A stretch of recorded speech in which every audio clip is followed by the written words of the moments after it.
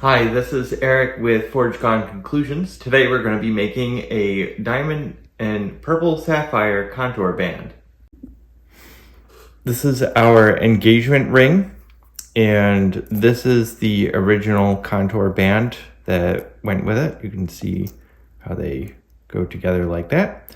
And we're going to be turning this piece of stock into this contour band and then adding diamonds and sapphires. All right, let's get started.